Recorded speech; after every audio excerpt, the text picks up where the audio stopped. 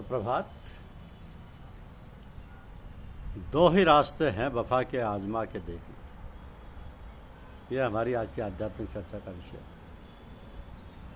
दो ही रास्ते हैं वफा के आजमा के देखने। माँ बाप बच्चे को वही काम देते हैं जिसे वो बच्चा कर सके। अलबत्ता काम क्षमता से अधिक अवश्य होगा ताकि बच्चे का विकास हो सके।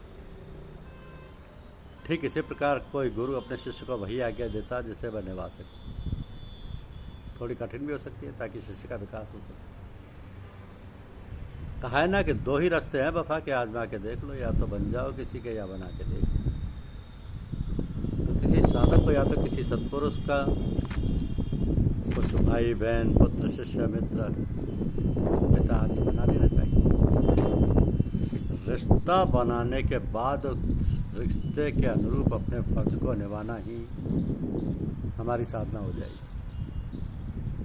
गुरु को शिष्य से किसी चीज़ की दरकार नहीं रहती, कोई भेंट इत्यादि नहीं चाहिए।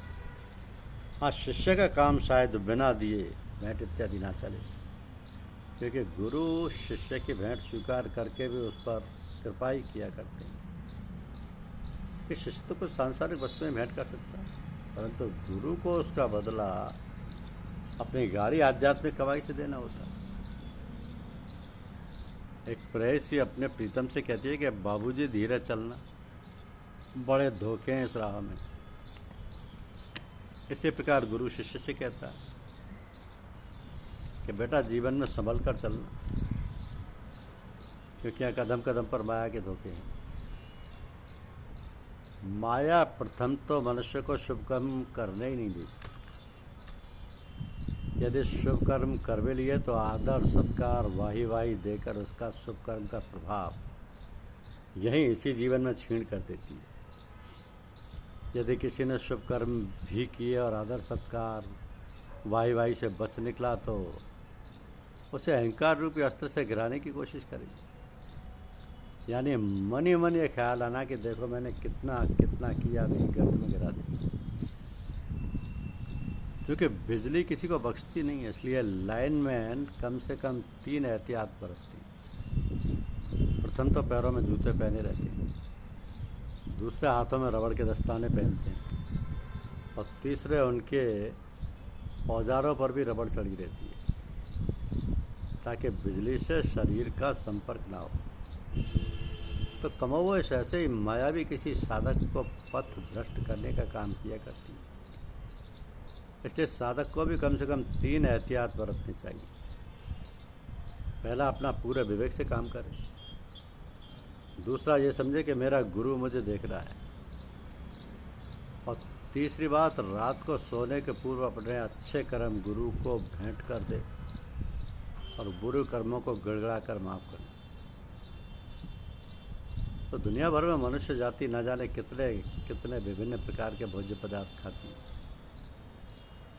परंतु फिर भी उसके खून का कंपोजिशन सब जगह एक सा ही पाया जाता है। इसी प्रकार साधना के भी न जाने कितने कितने प्रकार, और उन सब की परिणति अंततः मोक्ष में ही होती होगी। इसलिए जिसे जो साधना सरल व उपयुक्त जान पड़े उसे पकड़ कर करते लेना चाहिए।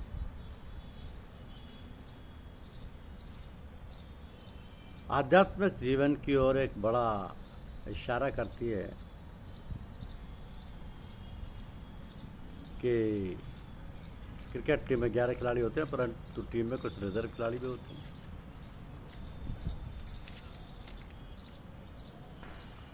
अब जैसे वर्ल्ड कप में हमारे खिलाड़ियों को एक मैच भी खेलने का मौका नहीं मिला कुछ को, परंतु मैच राशि में उन्हें पूरा हिस्सा मिला।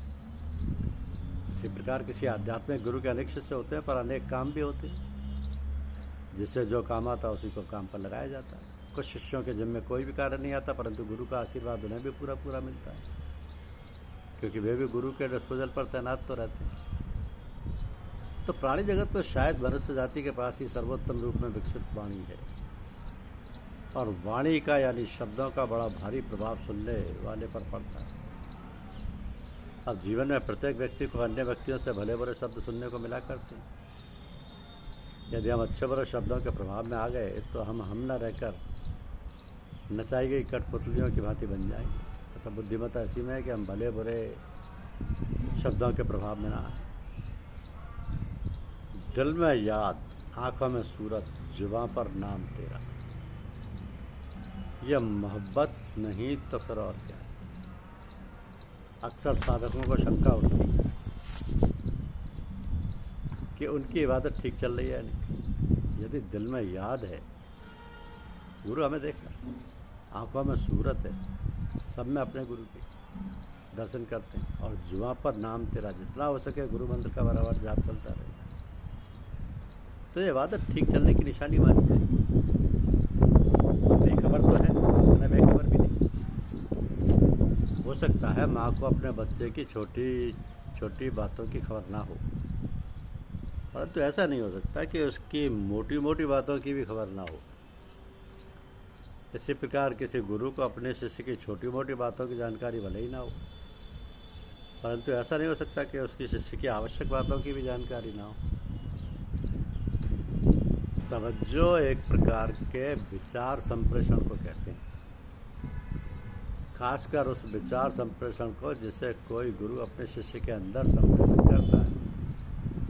और विचार संप्रेषण गुरु ही नहीं करता, बल्कि बहुत लोग करते हैं। एक दुकानदार अपने ग्राहकों पर करता है कि वस्तु खरीद ले, कोई भिखारी दाता पर संप्रेषण करता है कि उसे भीख दे दे, और यदि खरीदार और दाता अपेक्षाकृत कमजोर हुए तो वे विचार संप्रेषण तवज्जो के दबाव में आकर क्रमशः खरीदार और दाता बन जाया करते। तो किसी शख्स को मालूम होना चाहिए कि कब तवज्जो लेनी और कब नहीं। प्राय गुरु अपने शिष्यों को नींद की हालत में तवज्जो दिया करते हैं, ताकि शिष्य अपने विचारों से कोई अवरोध न खड़ा कर सके। यदि हमारी चारदीवारी का गेट खुला है, कमरे का दरवाज़ा खुला है और अलमारी और तिजोरी भी अनलॉक है, तो ऐसे में कोई दीगर आदमी चोरी करना चाहे तो जाहिर है बड़ी आसानी से कर सकता है। हाँ, यह जान लेना चाहिए कि चोरी लौकिक वस्तुओं की नहीं होती, बल्कि आध्यात्मिक कमाई की भी हो सकती है, जिसे सल्व करना कहते हैं।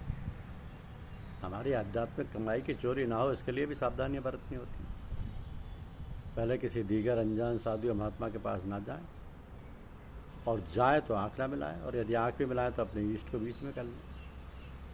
यदि ये सावधानियां नहीं बरती गई हैं तो चोर किस्म का साधु महात्मा हमारी आध्यात्मिक कमाई की चोरी करके हमें कोरा कर सकता है। किसी ने हमारे साथ बुरा व्यवहार किया तो हमने भी बुरे व्यवहार का बदला बुरे व्यवहार से दे दिया, तो पुनः उक्त व्यक्ति ने और अधिक बुरा व्यवहार किया तो इस प्रकार बुरे व्यवहार का दुष्चक्र चलता ही जाएगा। ऐसा दुष्चक्र किसी साधक की पूरी साधना को निगल सकता है। इसलिए किसी साधक को ही पहल करके ऐसे चक्र को जल्द से जल्द तोड़ देना चाहिए, तथा दूसरों को उनके द्वारा अपने प्रति किए गए बुरे व्यवहार को क्षमा करके भूल जाना चाहिए। पानी में डाली गई लोहे की एक छोटी सी कील भी डूब जाती है, जबकि जहाज में लगा हजारों टन लोहा तैरता रहता है। लोहे के तैरने का सबब है उसके साथ लकड़ी का होना। लोहा मतलब पाप कर्म, लकड़ी मतलब शुभ कर्म। तो निष्कर्ष निकलता है कि मनुष्य को शुभ कर्म अवश्य करते रहना चाहिए, ताकि पाप कर्म डुबो न पाए। गलतियां तो इंसान से कदम कदम पर होती रहती हैं। पुरानी की गई गलतियों पर खून जलाने से नुकसान ही नुकसान है। कोशिश ये करनी चाहिए कि भविष्य में कोई गलती दोहराई ना जाए। मकतबे इश्क का देखा ये अजब दस्तूर कि उनको छुट्टी ना मिली जिनको सबक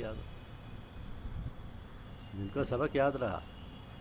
तो लौकिक शिक्षा के मदरसों में तो सबक याद होने पर फिर मदरसे जाने की आवश्यकता नहीं रह जाती, परंतु खुदा के मदरसे में इसका ठीक उल्टा नियम है। जिन्हें सबक याद हो जाता है, जो सच्चे सेवक बन जाते हैं, उन्हें फिर जीवन भर छुट्टी नहीं मिलती, क्योंकि उन्हें दूसरों को सबक सिखाने के काम पर लगा दिया जाता है।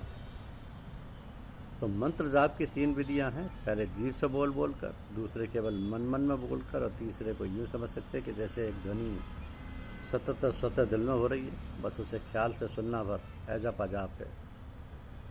तो पहली विधि से बेहतर दूसरी और दूसरी से बेहतर तीसरी। कम से कम शक्ति खर्च होती है और लाभ अधिक से अधिक। धन्यवाद।